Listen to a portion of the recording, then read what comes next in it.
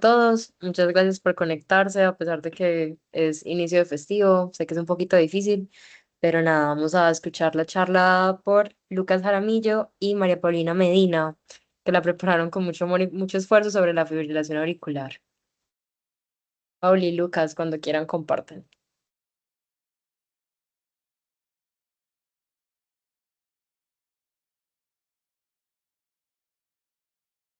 Hola Juli, ¿nos escuchan bien? Sí, se te escucha bien y ya estamos viendo pantallas. Perfecto. Bueno, buenas noches a todos. Vamos a comenzar. Bueno, buenas noches a todos. Bueno, vamos a hablar de fibrilación auricular. Bueno, entonces como objetivos primero tenemos resaltar la relevancia clínica, reconocer los síntomas y riesgos de manera precoz y mejorar la toma de decisiones clínicas. También abordar el manejo agudo del paciente inestable. Bueno, entonces tenemos la introducción. Esta es una taquiarritmia de complejos estrechos causada por activación eléctrica desordenada de las aurículas, perdón, que ocasiona una contracción lateral inefectiva. Esta es la definición conceptual. Ahí tenemos un trazado de B1 y D2, que es donde se ve mejor la aurícula izquierda, donde hay mayor sensibilidad para detectar la fibrilación auricular. Y tenemos también que al EKG podemos ver oscilaciones basales de una baja amplitud, como podemos ver aquí, con una ausencia de ondas P acompañadas de un ritmo ventricular irregular. Bueno, entonces ya en la epidemiología, esta es la arritmia crónica más común a nivel mundial. Entonces ahí la relevancia de hablar de este tema. Es una epidemia cardiovascular del siglo XXI, porque pues de hecho en el estudio Framingham, que se han estado como realizando múltiples estudios a medida de los años, incluso desde antes de los 2000, em, va a venir, es una patología que va pues se comporta de forma exponencial y tenemos que tener esta patología duplica el riesgo cardiovascular. Entonces, también tenerla va a aumentar el riesgo de insuficiencia cardíaca, deterioro cognitivo, ya sea pues por la demencia vascular que puede estar asociada, digamos, a los accidentes cardiovasculares mayores y asociada también a la mortalidad en 2,4 en mujeres y 3,5 en hombres. Listo. También tenemos que el 25% de los ACV son cardioembólicos. De ellos, el 30% son causados por una fibrilación auricular. Bueno, también explica un 2% de los costos totales del sistema de salud, pues debido a que la fibrilación auricular aumenta mucho más la tasa de hospitalizaciones, de medicamentos. Bueno, entonces, sí, como había mencionado previamente, esta es una patología que tiene una tendencia exponencial. Se dice que la prevalencia se va a duplicar para el 2060. Mm, Eso es debido a que la población está envejeciendo y cada vez se está haciendo una mejor detección de esta patología. Bueno, entonces acá podemos ver en las gráficas de abajo cómo se hace pues una leve tendencia exponencial. Aquí también vemos que a medida que van pasando los años y llegamos a los 80 años, miren que hay un cambio sumamente exponencial en la presentación de esta enfermedad, en la presencia de esta enfermedad. Bueno, entonces ya vamos con la fisiopatología. Todo va a iniciar desde los factores de riesgo. Entonces, digamos, tenemos una apnea obstructiva del sueño. Todo esto va a ser una disfunción autonómica. Entonces, vamos a tener una conducción cardíaca mucho más lenta. Vamos a tener un periodo refractario mucho más corto. Todo eso va a ser sustrato para que suceda una arritmia.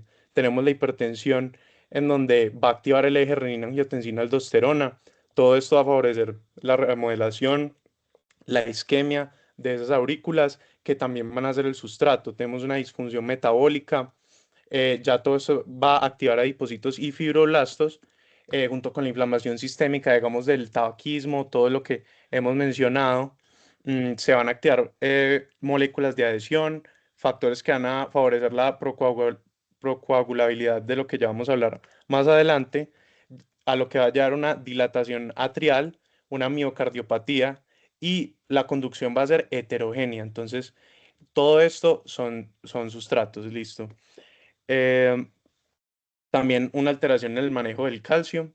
Bueno, y ya esto lo que va a llevar es que se forme un sustrato para que esos focos ectópicos eh, terminen en unos latidos auriculares prematuros y a través de los rotores, de esa tendencia que hay en la invaginación de las venas pulmonares con el epicardio, esto va a generar lo de los rotores y junto con el sustrato van a aparecer esos focos ectópicos y a medida que se sigan perpetuando estos factores de fisiopatológicos, va a haber más sustrato para que esa arritmia no se autolimite y se mantenga en el tiempo. Entonces, como vemos aquí, lo que mencioné anteriormente, tenemos mecanismos de inicio que son los triggers, los gatillos, como vemos aquí, mm, no tenemos tantos y básicamente son de un disparo rápido, que es simplemente por esa predisposición anatómica que tenemos de la entrada de las venas pulmonares que mencioné.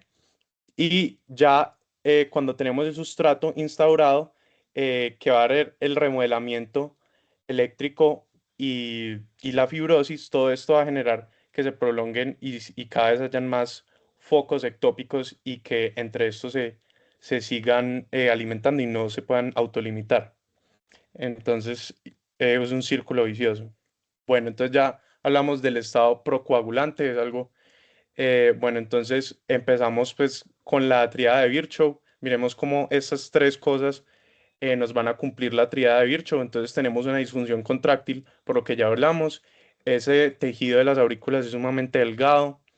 mm, y ahí adicionémosle la fibrosis que va a causar todos estos factores de riesgo que mencioné, el daño en el citoesqueleto, entonces va a ser una disfunción contráctil, tenemos una lesión endotelial en donde se activa el inflamosoma, hay una liberación anormal de calcio, todo esto, y también tenemos la hipercoagulabilidad, que en esto se van a expresar factores protrombóticos con una activación plaquetaria y leucocitaria y el fibrinógeno. Entonces, todo eso va a favorecería tener la triada de Virchow para que se dé el estado procoagulante.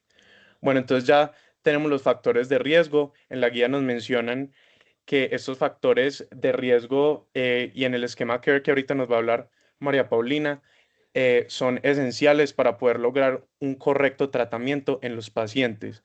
Entonces, al mitigar estos factores de riesgo, vamos a tener unos desenlaces mucho más favorables para nuestros pacientes. Entonces, acá tenemos los principales. Entonces, diabetes mellitus, hipertensión, la obesidad, que la vamos junto con la apnea obstructiva del sueño, que tengan cardiopatías de algún tipo, hipertiroidismo, consumo de alcohol y los no modificables que son con la edad, lo que mencionamos ahorita en la tendencia con la epidemiología.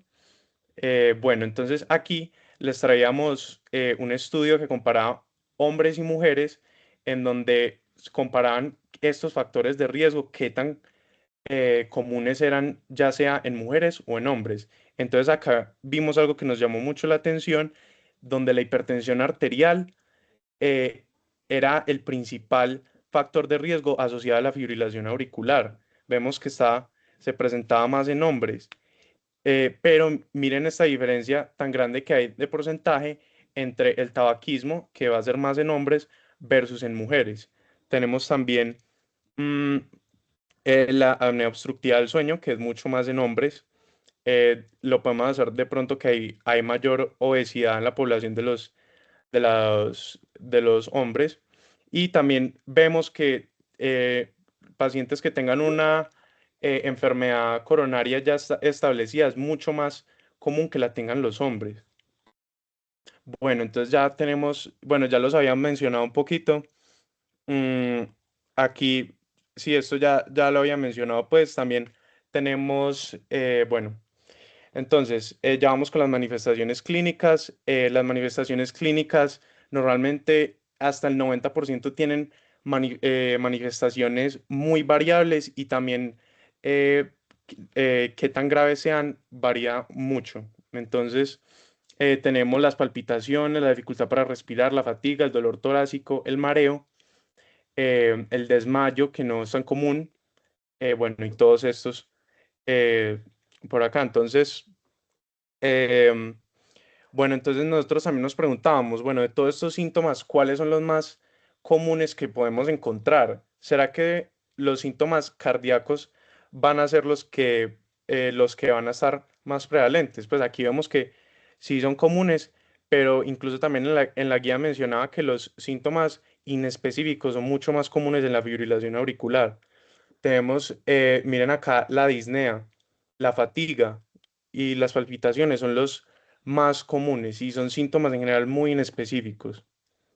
Bueno, entonces, ¿qué vamos a hacer con la FA subclínica? Esto es un tema que ha tenido mucho más cogida en los últimos años porque precisamente se ha visto que el riesgo de un accidente cardiovascular mayor como el ACV es del 1% en la FA subclínica, o sea que no presenta síntomas, y versus un 2% en la FA clínica. Entonces realmente es una diferencia muy corta para un evento cardiovascular mayor. Entonces realmente es importante conocer ese aspecto respecto a la fibrilación auricular. Bueno, entonces acá vemos en este estudio en donde vemos que la enfermedad renal crónica, el sexo masculino, en, en general suelen ser asintomáticos. Incluso miren esto que pacientes asintomáticos pueden cursar con un accidente cerebrovascular de nuevo, sin ningún otro síntoma previo. ¿Y cuáles son los más sintomáticos? Tenemos que son la falla cardíaca, pues claramente esto es normal que esperemos que sea muy sintomático. Pacientes que se les realice una ablación del catéter porque pues realmente, perdón, una ablación del NOAB, mm, que estén con antiarrítmicos y con beta bloqueadores. Bueno, entonces, ¿cuáles son los desenlaces clínicos más comunes en los que puede terminar la fibrilación auricular? Entonces, pues, claro, si tenemos una fibrilación auricular que no hemos controlado el ritmo, y siguen pasando esos latidos y empiezan a pasar a los ventrículos, todo eso puede generar una cardiomiopatía del ventrículo izquierdo. Entonces, vamos a ver que la evolución no fatal más común es la insuficiencia cardíaca. Y ahorita María Paulina nos va a mencionar cómo estos hacen un círculo vicioso y están estrechamente relacionados el uno sobre el otro. Mm, bueno, y también por eso es importante que realicemos un ecocardiograma transtorácico, porque primero, como hemos visto que estas dos patologías van de la mano, digamos, llega una FA de nuevo, eh, yo debería buscar una falla cardíaca. Eh, sí, yo debería buscar una falla cardíaca y de una vez realizar un ecocardiograma para caracterizarla. Bueno, entonces acá tenemos la evolución clínica de la enfermedad, ya de lo que hablamos de los factores de riesgo, y acá también de la FA subclínica, que ahí no lo había mencionado, pero pues con los dispositivos que pueden detectar como estos fenómenos de taquicardias atriales que no cumplen los criterios de un DFA, y esto ya puede progresar a episodios como tal de una FA instaurada, que normalmente va a ser em, la FA paroxística, que ya va a progresar a una FA persistente, y ya a medida que va progresando una FA persistente, tenemos todos esos focos, toda esa fibrosis, todo ese sustrato que va a favorecer que siga perpetuando esa falla, perdón, esa fibrilación auricular y que consecuentemente vuelva y aparezca una falla cardíaca. Entonces, sí, ese es básicamente el curso de la enfermedad. Ahora, ¿qué tenemos en términos diagnósticos? Entonces, una vez podemos sospechar la fibrilación auricular con todo lo que nos venía mencionando Lucas y en la población que comienza a envejecer y los pacientes mayores, ¿qué deberíamos hacer para buscar una FA o para diagnosticarla? Definitivamente la guía nos dice que no es costo beneficioso realizar electrocardiogramas a la población general para buscar fibrilación auricular de manera activa. Como tamizaje o como prueba tamiz nos recomiendan la búsqueda del déficit de pulso a través de la auscultación y la toma de pulso en todas las consultas médicas en las que se tenga oportunidad, es decir, cada que tengamos encuentros con el paciente. Sin embargo, en la población mayor a 75 años o mayor a 65 con factores de riesgo, podríamos hacer búsquedas adicionales del ritmo, como en electrocardiograma, en búsqueda de fibrilaciones auriculares. ¿Qué vamos a encontrar entonces al electro que nos haga diagnosticar una fibrilación auricular? Ausencia de ondas P discernibles irregulares, es decir, que no van a cumplir criterios de ritmo sinusal, una activación irregular de los ventrículos, acá vemos cómo vamos a tener RRs completamente irregulares o irregularmente irregulares y unas ondas de ciclo atrial mayores a 200 latidos por minuto, es decir, unas aurículas que van a ir a una velocidad muy alta mayor a 200 y unas ondas F, o sea, unas oscilaciones irregulares de la línea basal casi indistinguibles de la basal, porque tienen 0.05 milivoltios, es decir, no alcanzan a ser ni siquiera un cuadrito, entonces van a ser muy difíciles de diferenciar pues de una basal sucia como en la, puede ser una condición normal pues que, a la que nos enfrentemos en los pacientes. Algo muy relevante o que nos pareció también importante mencionar es en qué contextos podemos tener un RR regular en el escenario de una fibrilación auricular, por ejemplo, en los pacientes que tienen marcapasos o que tengan bloqueos auriculoventriculares completos. Es decir, pueden cursar con una FA y ese electro puede estar mostrando una FA aún en presencia de un RR regular. Una vez tenemos el diagnóstico al electro, ¿qué vamos a hacer con esa fibrilación auricular? Deberíamos intentar clasificarla y mirar qué relación clínica puede tener esto. Entonces, lo primero es que tenemos tres clasificaciones temporales. Pues cuando tenemos una fibrilación auricular de novo, una fibrilación auricular paroxística, que será aquella que en el plazo máximo de 7 días, es decir, una semana, ya habrá cedido completamente y la mayoría, dice la literatura, ceden en las primeras 48 horas. Posteriormente podemos tener una fibrilación auricular persistente, que es ese paciente que al cabo del año todavía continúa con la fibrilación auricular en la toma de electrocardiograma. Y la FA permanente se sale dentro de la clasificación temporal porque es una decisión clínica compartida, cuando ya definitivamente van a cesar los esfuerzos por restaurar y llevar a ese paciente a ritmo sinusal. Entonces es más como una decisión de última instancia. Nosotros acá trajimos una corte que analizamos donde vimos, ¿será que hay diferencias en estas clasificaciones temporales y las manifestaciones clínicas? Y encontramos que sí, es muchísimo más frecuente que los pacientes con fibrilaciones auriculares paroxísticas, incluso mujeres y hombres se mantienen un porcentaje de aproximadamente el 50%, cursen con síntomas versus una FA permanente que es muchísimo menos probable que tengan síntomas y esto vamos a intentar explicar a qué se debe. Por otro lado, también intentamos acá comparar esas poblaciones. Tenemos nuevamente la FA paroxística con muchísimo menos riesgo de que sea sintomática y la FA permanente definitivamente es mucho más probable que sea asintomática. Aparte del electro, ¿qué otras ayudas diagnósticas nos pueden servir para enfocar a nuestro paciente? Entonces, ¿qué nos dice la guía de la Sociedad Española? Que deberíamos hacer función renal y hepática, sobre todo para guiar otras decisiones clínicas y terapéuticas como a la hora de la utilización de medicamentos, sobre todo para la anticoagulación, la toma de electrolitos, con énfasis pues en el potasio, que sabemos el impacto cardiovascular directo que tiene. La TSH es vital buscarla en todos los pacientes. Encontramos cifras de hasta el 20% de pacientes que tienen alteraciones tiroideas y cursan con FA.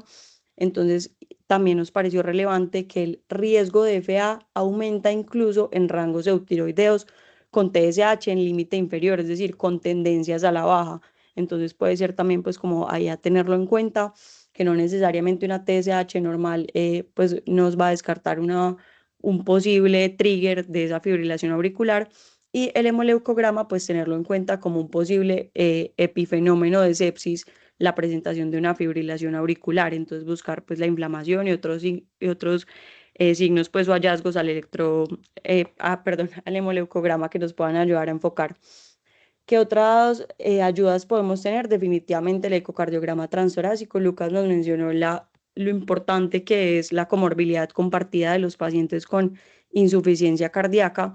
Es importante que la indicación de ecotranstorácico va a ser los cambios en los síntomas o signos cardiovasculares basales del paciente y se prefiere pues este ecotranstorácico versus el transesofágico por mayor disponibilidad y porque en el transesofágico nos puede servir muchísimo mejor para buscar trombos intracavitarios. Aparte de esto, como esto es lo que les acabo de mencionar, que deberíamos buscar en todos los pacientes, desde luego los antecedentes, un examen clínico juicioso, pues que nos permita hacer un enfoque sindromático de un paciente que pueda tener alteraciones tiroideas, entre otros, y identificar algunos otros factores de riesgo que puedan contribuir al riesgo de tromboembolia o de sangrado. Dentro de otras posibilidades de ayudas diagnósticas, se deben individualizar según la guía, pues igual acá nos la especifica y nos dice también qué condiciones podemos tener vulnerables para pedir algunas otras ayudas diagnósticas. Ahora, ¿qué nos proponen para el manejo durante esta actualización pues, del 2024 de la Sociedad Española? Antes teníamos un manejo basado en el ABC que tenemos pues, en muchos algoritmos, pero especialmente para fibrilación auricular nos proponen esta mnemotecnia CARE. Entonces vamos a intentar pasar por cada uno de ellos mirando algunas de las recomendaciones más importantes de la guía. Para las comorbilidades con la C, la anticoagulación, la R, pues reducir los síntomas, control del ritmo y la frecuencia, y la E, pues que hace énfasis como en la evaluación y reevaluación periódica. Entonces, comenzando por las comorbilidades, volvemos a hacer énfasis en lo que nos mencionaba Lucas, la insuficiencia cardíaca coexiste muchas veces en los pacientes con fibrilación auricular y esto se debe a que ambas se retroalimentan positivamente y se dan sustratos para que puedan perpetuarse. Entonces, la guía nos dice definitivamente en todos los pacientes que tengan fibrilación auricular e insuficiencia cardíaca en contexto de una clínica congestiva deberían tener diuréticos como recomendación 1C, y los pacientes también que tengan insuficiencia cardíaca y fibrilación auricular, independientemente de la FEBI, consideremos el uso definitivamente de inhibidores del pues de ISGLT2. Otras comorbilidades, desde luego, sí, como Lucas nos mencionó, es el conjunto de estas comorbilidades lo que va a perpetuar la fibrilación auricular y lo que va a marcar la evolución clínica. Deberíamos intentar objetivizar cada una y el control estricto pues de cada una de ellas, la hipertensión en metas, la diabetes con el estricto control glicémico, la disminución de la obesidad, el control de la apnea del sueño, la actividad física en aumento, el cese del tabaquismo y disminuir desde luego el consumo de alcohol. Algo también que nos pareció muy relevante es que la guía hace bastante énfasis en el control de la salud mental de estos pacientes, que normalmente se ha asociado a la fibrilación auricular con bastante índices de ansiedad y cuadros depresivos asociados. Entonces, para la A que nos propone también la guía, dentro de la anticoagulación, definitivamente la propuesta es enfocar a los pacientes según el chat-VA. Antes sabíamos que teníamos el sexo, entonces era chat-VASC, pero pues se vio que era ambiguo y que podía tener pues algunos puntajes inconclusos, pues como por la manera en la que los pacientes manifestaran su género y entre otros, entonces definitivamente se quedó en chats-VA. Acá tenemos pues cada uno de los criterios que vamos a tener en cuenta y el puntaje otorgado, pero que nos parece relevante que definitivamente los pacientes que tengan miocardiopatía hipertrófica o amiloidosis cardíaca deberían ir con anticoagulación por antagonistas de la vitamina K, como es el caso de la warfarina. Entonces acá tenemos, sin tener en cuenta la escala, cardiomiopatía hipertrófica, amiloidosis cardíaca, válvulas mecánicas o estenosis mitral moderada severa, que nos dice anticoagulación para todos los pacientes con un CHA2DS2-VA mayor a 2. Sin embargo, aquellos que tengan un puntaje mayor a 1, se debería individualizar el riesgo y la posibilidad de escoger la anticoagulación, y la ausencia de síntomas no va a excluir el riesgo de presentar un evento trombótico, entonces siempre deberíamos evaluar la posibilidad de anticoagulación. En qué casos también vamos a individualizar en los pacientes que tengan otros factores de riesgo independientes o aislados, pues que no se tengan contemplados en el chat-VA para stroke o ACV, como es el caso de los enfermos renales crónicos, las tromboembolias o el cáncer. Acá les traemos una propuesta de la guía de un estudio que encontramos donde básicamente miraban primero que el riesgo de sangrado alto no es justificación para detener la anticoagulación, y separaban acá según los diferentes factores de riesgo para sangrado, como puede ser la edad, o para stroke, como pueden ser estos que tenemos acá también. Ahora, ¿será que hay evidencia o alguna recomendación particular sobre si escoger anticoagulación con DOACs versus warfarina? Entonces, definitivamente ya se recomienda con claridad el uso de anticoagulantes orales directos en los pacientes en lugar de warfarina, pues esto por la seguridad y en fin. Pero hay casos en los que todavía hay indicaciones muy precisas de anticoagular con warfarina, como puede ser la válvula mecánica, como lo estábamos mencionando anteriormente, la estenosis mitral moderada severa, el SAF, sobre todo el triple positivo, y cuando tengamos contraindicación para utilizar DOACs. ¿Cuáles son las metas de INR que nos proponen para fibrilación auricular y warfarina? De 2 a 3. Y también nos preguntábamos, ¿será que hay alguna indicación o alguna recomendación para hacer anticoagulación en la fibrilación auricular subclínica?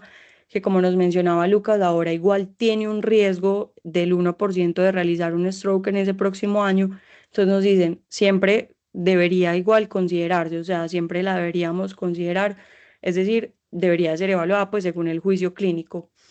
Y acá están, pues les traemos también la tablita de los DOACs con las diferentes dosis y sobre todo los criterios para reducción para tener en cuenta pues ese riesgo elevado de sangrado que pueden tener estos pacientes, como les mencionamos en el hallazgo anterior. Otra cosa relevante, ya si pasamos a la R del CARE, entonces nos decía, bueno, ahora enfoques en reducir los síntomas y hacer control del ritmo y la frecuencia. Entonces uno se puede preguntar, bueno, ¿será que priorizo el control del ritmo versus la frecuencia de manera inicial o en el paciente pues de manera crónica? Y encontramos esta revisión donde nos dice, bueno, estas cositas pueden ser favorecedoras del control del ritmo, porque la verdad es que la guía no da unas recomendaciones como estrictas o muy puntuales sobre si escoger uno sobre el otro. Pero entonces, ¿de qué nos podemos aferrar? Entonces, los pacientes que sean más añosos, vamos a preferir control del ritmo, los que tengan una historia de larga data de fibrilación auricular y los que tengan alta prevalencia o carga sintomática. En esos pacientes deberíamos priorizar el control del ritmo sobre el control de la frecuencia. Perdón, el control de la frecuencia sobre el control del ritmo. ¿Y en qué pacientes vamos a priorizar el control del ritmo? En pacientes jóvenes que tengan historia más corta y que sean muchísimo más sintomáticos.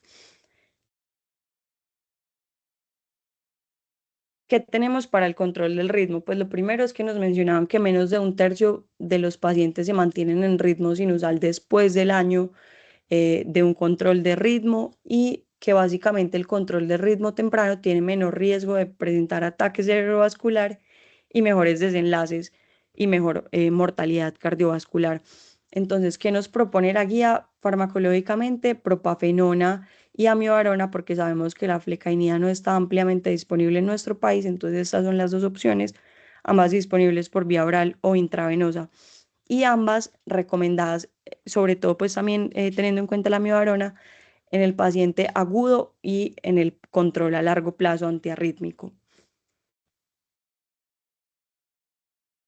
Para el control de la frecuencia que nos proponen, definitivamente los beta bloqueadores, también pueden utilizarse bloqueadores de canales de calcio y se recomienda definitivamente hacer control de la frecuencia como estrategia de tratamiento única o de manera complementaria al control de el ritmo. Esto con el fin de controlar pues el riesgo que tienen estos pacientes cuando tenemos unas fibrilaciones auriculares de respuestas ventriculares rápidas, o sea, las que vayan a más de 110 latidos por minuto para disminuir el riesgo y disminuir la carga de los síntomas.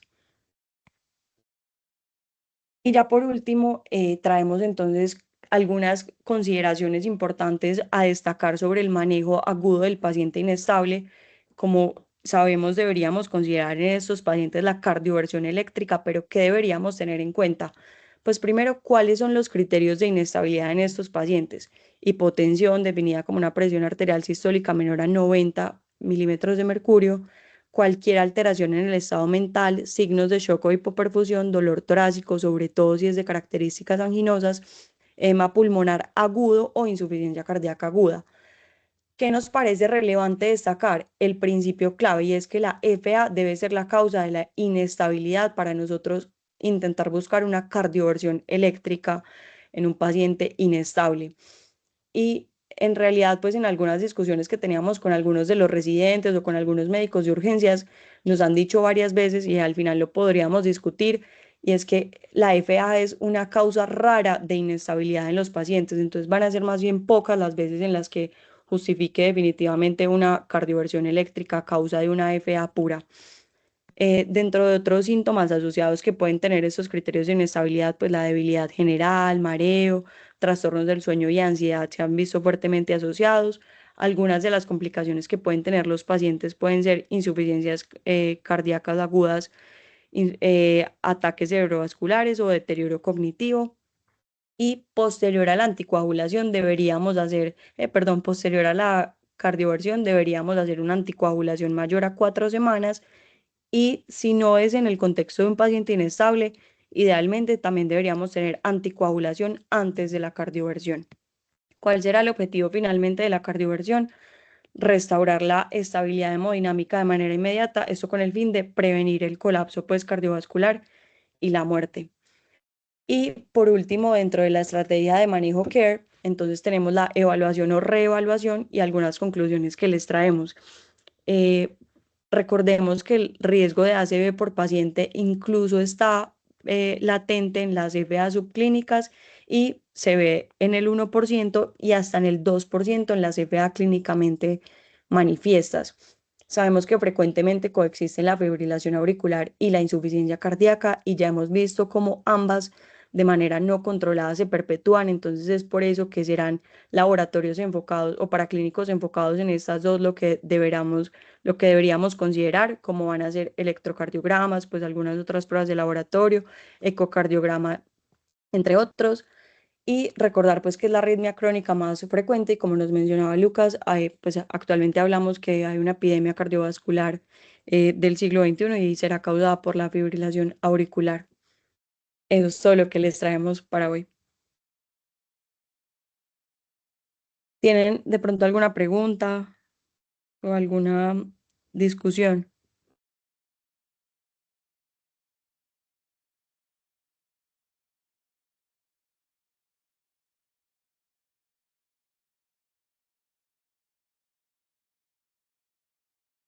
Hola, José.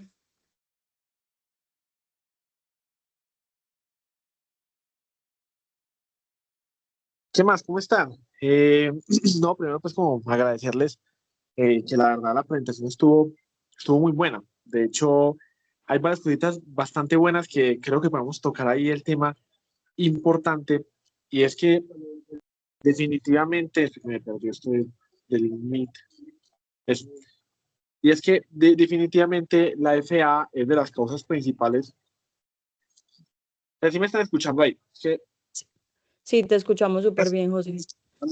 Entonces, es importante que uno de los factores principales para FA es la hipertensión. Ustedes saben que la hipertensión va a aumentar la postcarga del corazón, va a hacer de que el ventrículo izquierdo produzca hipertrofia, hay una hipertrofia concéntrica y luego una hipertrofia excéntrica, y eso va a conllevar a que haya una insuficiencia mitral secundaria, que eso dilata la aurícula y por eso hay FA. La principal causa de FA en el mundo es la hipertensión. Y por eso, los pacientes con FA cada vez se diagnostican más y la gran mayoría son hipertensos. Cuando ustedes vean por ahí, la gran mayoría son hipertensos y es muy raro si tener un paciente con FA sin hipertensión. Esa es la primera cosita. La segunda, estoy de acuerdo con ustedes, la FA es un diagnóstico que requiere un trazado electrocardiográfico y eso muchas veces es muy difícil de diagnosticar en pacientes, sobre todo en cuidado crítico, que le den para allá en el monitor, en el cardioscopio una FA, eso le ponen amiodarona y una FA de paciente crítico y uno es embalado con eso porque uno no sabe si es una FA o no es una FA. Es importante también, como bien mencionando tú, Pauli, que existen FAs rítmicas, pero ahí te voy a adicionar un término importante. Existen FAs rítmicas, y eso es verdad, sobre todo en el paciente el cual es portador de marcapasos y tú le hiciste una ablación del nodo AB. Porque si tú no has hecho una ablación del nodo AB, el nodo AB, recuerda que el marcapaso lo que hace es que late al menos a alguna frecuencia, es decir, va a latir a, no sé, a 80 latidos por minuto siempre. Y si tu FA va a 110, va a ir a rítmica. Si usted le corta el nodo AB, es como si usted le hiciera un bloqueo AB completo y el paciente le va a ir rítmico por el marcapasos. Entonces, para usted tener una FA rítmica, tiene que tener un marcapasos asociado a una ablación del nodo AB. Y es muy diferente una FA bloqueada a una FA respuesta lenta. Una FA bloqueada va rítmica. Por ejemplo, usted tiene un bloqueo AB y el ventrículo le late de escape. Mientras que una FA lenta va arrítmica y va lento, porque simplemente pues tienes una alteración de conducción de la rama y la FA va lenta. Entonces es un dato muy importante porque a veces tienen como una FA bloqueada y usted ahí mire, no, lo que tiene es que la frecuencia bajita, pero va arrítmico, porque si estuviera bloqueado, el ventrículo pues va a disparar a 40 latidos por minuto. Entonces es como un cosito como importante como para tener en cuenta. FA es muy largo, es muy grande, ojalá no pueda hablar muchas cosas sobre eso. Pero quiero, y enseguida les va a mandar una imagen por el grupito, y les va a mandar de uno a quién debería considerar anticoagular con un chatback de uno, ¿cierto? Porque cero es muy fácil, cero no. Dos, pues melo. Pero a ustedes, y pues ya cuando uno estudia medicina interna, a usted no le va a llegar el paciente de la FDA un chatball de 4, eso todo el mundo sabía que te coagularlo. Es el chatball de uno. Y ahí tiene en cuenta la edad, el índice de masa corporal, la proteinuria, algo que llama el vaciamiento lento de la auriculilla. Cuando usted tenga un ecocardio, fíjese bien en el vaciamiento lento de la auriculilla, porque si tiene un vaciamiento lento de la auriculilla, que son menos de 20 milisegundos, aumenta el riesgo de trombosis, pues de trombos intracavitarios. Entonces ahorita le mando el cuadrito enseguida, es que lo estaba buscando, no lo encontré, lo tengo por ahí una foto de cuándo anticoagular una FA con chatbacks de 1. O sea, entonces es la más jodida, porque todo el mundo sabe cuándo 0 y cuándo 2, pero con 1, todo el mundo queda como mirando para el techo. Y lo otro es que recuerden que existen FA de dispositivos, cuando usted llegue y diagnostica una FA en un reloj, y usted en esos pacientes debería considerar anticoagular, porque usted pues no se lo pesca en el holter, debería considerar anticoagular cuando el paciente tiene una duración de más de 5.5 horas o casi 6 horas y tiene un chatball de 4. Usted debería anticoagular. Si no, no, porque es una FA que no es subclínica, una FA que no se pudo documentar. Paciente asintomático tiene un reloj de dedos inteligente y le dice que hace FA y usted en el holter no se lo pudo pillar. Entonces, en esa gente hay algunos estudios, eso también podemos revisarlo, pero si el paciente ya con 6 horas de FA y chatball de mayor o igual a 4, debería anticoagularse. Y ya por último, como tú dijiste, estoy de acuerdo, las FAs para que generen inestabilidad es muy raro, muy raro. Casi que siempre la FA que genere inestabilidad va a ser relacionado con una vía accesoria. Recuerden que las taquicardias supraventriculares, ustedes citan taquicardias supraventriculares es como decir que a mí me gustan las frutas, ¿cierto? Yo puedo decir que me gustan muchas frutas. Usted tiene que darle el nombre del apellido. Y una FA, las taquicardias supraventriculares, la gran mayoría son muy benignas, pero la verdad para la gente, pues, ya llega con una taquicardia por entrar en el 9B, se llega y le mete metoprolol, salió, le descartó que no fuera a tener otra cosa secundaria, usted le puede mandar para la casa porque le hagan el estudio electrofisiológico ambulatorio. La mayoría son supraventriculares, son muy, muy, muy, muy agradecidas, es un estudio intrahospitalario, pero una FA que conduce con una vía accesoria, lo que llamamos una FA por medio de un fenómeno de asma que conduce con una aberrancia, esas FA sí hay que ponerle mucho cuidado. Y creo que la única FA que he visto inestable en mi vida fue un señor que tenía un West Parkinson White y se preexcitó, ¿cierto? Hizo una FA, se preexcitó y ellos llegan a hacer una taquicardia supraventricular que uno no sabe si esa vaina es ventricular o no y eso termina cardiovirtiéndolo. Entonces yo creo que la única FA o las FAs que producen más inestabilidad son esa gente que tiene conexión anómala. De resto, la mayoría de pacientes con EPOC, con hipertensión, dislipidemia, yo no sé qué, tuvo un EPOC exacerbado, está con FA, o tiene una sepsis, está con FA, eso haga de cuenta que es una taquicardia sinusal. Y usted ahí no debería ni siquiera controlar la frecuencia, porque usted el paciente lo tiene chocado y usted la pone amiodarona, va a ir peor. Entonces, y después de 24, 48 horas debería considerar anticoagular. Entonces, no olviden, FA es un diagnóstico, ojalá electrocardiográfico, siempre busquen eso, ya sea por Holter, electro, ¿cierto? Para que sospechan FA, manden un Holter. Hay algo que se llama síndrome de Valles, que es bloqueo interauricular, eso también produce riesgo de FA. Cuando usted diagnostique FA, clasifíquelo, le va a hacer manejo de control o de ritmo de preferencia en pacientes jóvenes, aurículas pequeñas, 50 milímetros, o que el paciente tenga una taquicardiopatía. Eso usted debe también convertirlos a ritmo con cardioversión eléctrica. Si no, lo puede manejar con frecuencia o con dosis bajas de miodarona para frecuencia y no para ritmo. Y no olviden pues, de que ojalá todo paciente con FA sea llevado a ritmo, especialmente si el paciente es joven, ¿cierto? O si el paciente tiene 60 años, que sigue siendo joven, tiene una aurícula pequeña, uno de profe Sebas, pues uno cuando rota en cardio, él siempre busca llevarlos a ritmo a todos. Y ya, no, me parece que lo hicieron muy bien, es un tema muy largo. FA en el contexto de urgencias es más difícil, pero no olviden esa clave. Las FA pueden ser rítmicas y si esa vaina no tiene un marcapasos, si no tiene ablación del nodo AB, es porque tiene una FA bloqueada y el paciente se va a morir. El paciente está en UCI porque está haciendo 40 latidos por minuto, porque tiene el nodo AB bloqueado del todo. y solamente tiene latidos de escape. Y listo, de una, súper. José, mil gracias por todas las aclaraciones. Muy buenas. José, muchas gracias por el aporte, los aportes.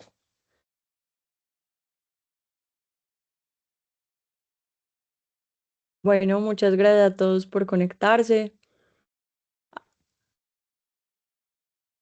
Feliz noche. Feliz noche, que estén bien. Gracias, feliz noche.